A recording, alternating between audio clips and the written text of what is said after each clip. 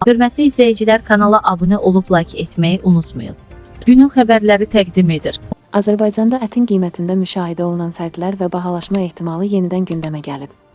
Paytaxt Bakıda ətin qiyməti daha yüksək olduğu halda regionlarda nisbətən ucuzdur. Tribuna Info, azda danışan iqtisadçı ekspert, iqtisad elmləri üzrə fəlsəfə doktoru Günay Hüseynova bölgələrdə qiymət fərqlərinin səbəblərini və yaxın aylarda ət bazarında gözlənilən dəyişiklikləri şərh edib.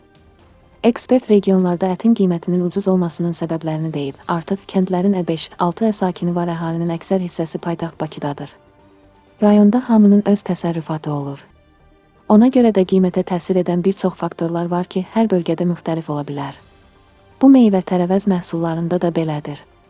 Ətin bahalaşacağı iddialarına iqtisadçı münasibət bildirib. Ətin qiyməti 25-30 manat da olsa, bunu Bakıda yaşayan biri gedib onsuz da alacaq.